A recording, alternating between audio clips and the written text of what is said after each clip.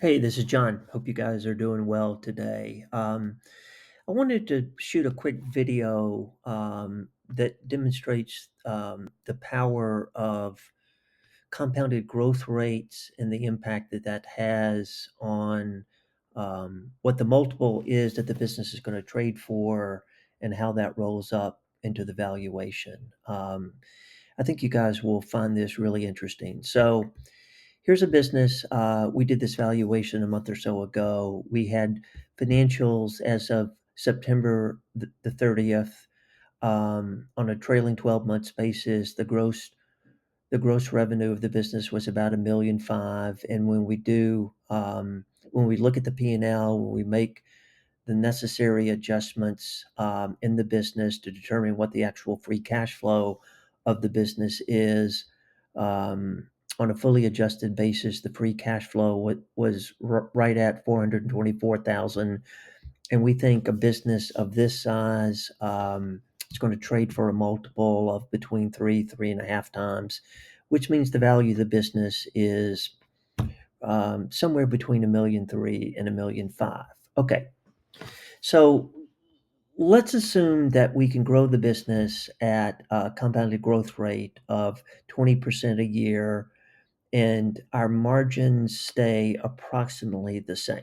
Okay, so at a 20% growth rate, you can see at the end of the fifth year, the revenue grows from a trailing 12 months, $1.5 million, up to $3.8 million. The margins stay approximately the same. The adjusted cash flow, you can see the adjusted cash flow here grows from 424,000 up to 900,000 at the end of the fifth year, which it a little more than double the size of the cash flow through that 20% growth rate. Now, this is where it really gets interesting, and so we've got this concept that we've developed through the years of uh, businesses falling into different levels based upon what the revenue size of the business is. We've got a level one business that's doing less than 500,000, a level two business that's doing less than $1 million, a level three business that's doing less than $2.5 million, a level four business that's doing less than $7.5 million, a level five business that's doing less than 15, a level six that's doing less than 50, and a level seven that's doing more than 50. And as the businesses go through these different stages or these different levels, the characteristics of the business change, the revenue changes, the cash flow changes, the org chart changes, the owner's responsibility changes. But the most interesting thing is at the bit as the businesses grow, the multiple that the business is going to trade for increases. And so you get the compounding effect.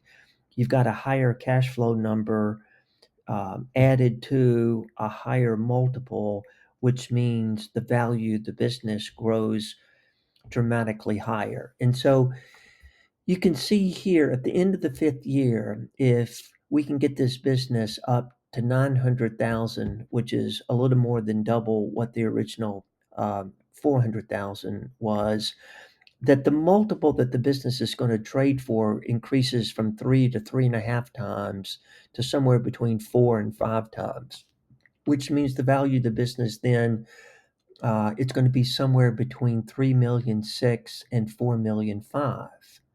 And so we've almost tripled the value of the business by growing the revenue at 20% per year. And so the value of the business, it grows even higher than what the growth rate of the business is because of the power of multiple expansion.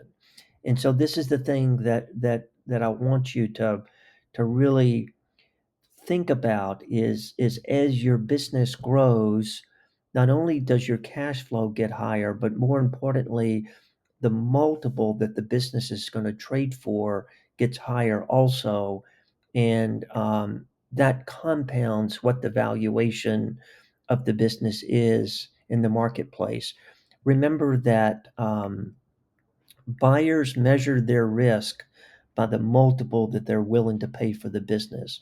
Larger businesses have more customers, they have more predictable cash flow, they've got a bigger infrastructure, they've got a bigger management team. It's less dependent upon the owner in terms of the day-to-day running of the business. There's less risk in the business, therefore they're willing to pay a higher multiple for the business. And so as the business grows in size, not only does the cash flow get larger, but more importantly, the multiple gets bigger also. So as you're thinking about potential valuations of the business, we've got to grow the cash flow, we've got to grow the infrastructure, and assuming that all those fall into place, the multiple is going to get bigger, and the value of the business is going to get larger.